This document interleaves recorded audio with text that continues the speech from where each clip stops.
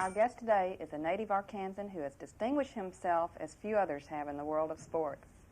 He was born and raised in Little Rock, and he attended UALR, and he is very loved by Arkansans. But he is also loved by two generations of baseball fans in the city of Baltimore, where for 23 years he served as a human vacuum cleaner who guarded third base for the famous Orioles. During that time, he achieved the highest career fielding average ever. He played in 4 World Series.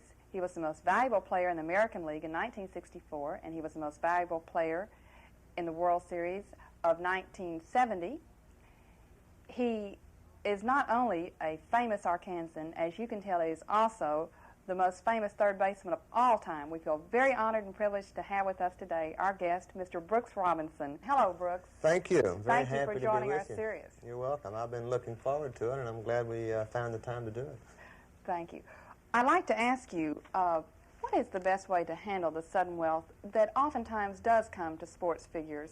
Well, not necessarily myself, but I think about the dollars you're talking about today are far more and greater than they've ever been before. And I think the best way that a young player in today's baseball world is to find somebody that he can trust, that knows something about money, knows something about a baseball player, and knows what he's been through, and just to find the right person to do the things that should be done. And I think that, as you know, there's many agents in this. So-called agents are people who work for the player, negotiate contracts and things like that. And there's a lot of good ones and a lot of bad ones out there. What do you base that on? Well, I base it on personal knowledge because I do work for a company called PMA, Personal Management Associates, and a lawyer friend and myself started this company a couple of years ago, and we do represent about 40 athletes, baseball players, a football player, and a couple of tennis players, and it's been one of the most exciting things that's ever happened to me, and it really stemmed from something that goes back about 15 years for me. I was associated with the sporting good business, which didn't work out too well, and I ended up having to spend some of my well-earned money to get out of this bad investment. But I've always had the philosophy, out of something bad that happens to you, there's going to be something good come out of it.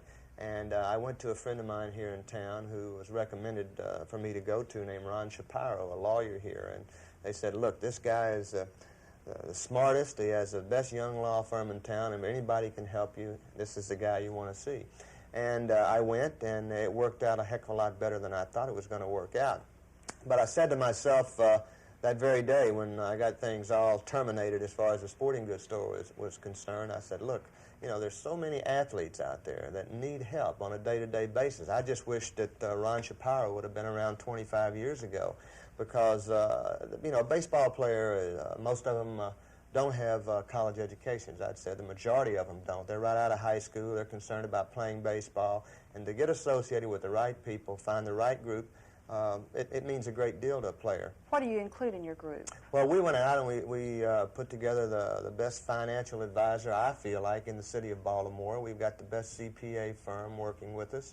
We have a psychiatrist to talk to the fellows not only about what they would like to do when their careers are ended, but it's helped in a lot of ways. Long-range planning. Long-range planning, yes. And we negotiate the players' contracts. We represent about 13 of the Orioles' 25 players, and 2 or 3 or 4 guys on just about every team in the big leagues. And when we started this little business, I said, look, I don't care how many guys we help. I just want to make sure that they have the confidence that we're watching out for them, and we're helping them make the right decisions as far as investing their money and to hold on to it, because when it's all over, with the money you're talking about today, if they just do everything conservatively, they're going to be well off. You've mentioned investment counselors, long-range planning, and psychology. That's interesting, psychology and money management. Well, so many of the players today, like I played baseball ever since I was this high, and when I played almost 23 years professionally, and I'm very fortunate to have some things to fall back on when I was finished. But there's so many guys that when they're finished playing, this is all they've done their whole life. And so he has been able to help them as far as finding out what they want to do when they're finished playing and kind of guide them in this direction. So we've had a lot of fun. It's good for me to see the the way we've helped a lot of the players, not only money-wise, but just in their everyday, day-to-day dealings with life. And it's been a lot of fun, and it was a hard lesson for me to learn because I just never thought too much about money until I'm almost finished playing. What about teaching your children about money management? Yes, I think more so in the last 3 or 4 years than ever before. But I just try to stress on them the importance of how important it is to save money.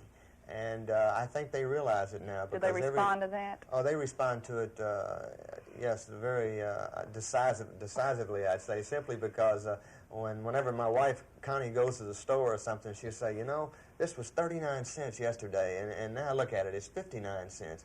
And they're one in college and 2 in high school, and I have 1 in grammar school, but they're beginning to see that with the way the inflation is, they better be saving their pennies.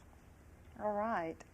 Do you have any inflation-fighting ideas that you incorporate around the house, or energy conservation? Or? Well, we're cognizant of energy conservation, and we try to, as far as the thermostats and things, we try to regulate them and keep it as cool as possible during the winter. And so we do realize, I think, the gas, we try to impress, especially the gas situation upon the kids because 2 of them are driving and they never think anything about it. But, you know, when you stop and put 20 bucks in the gas tank, boy, howdy, when you used to fill it for $6.95.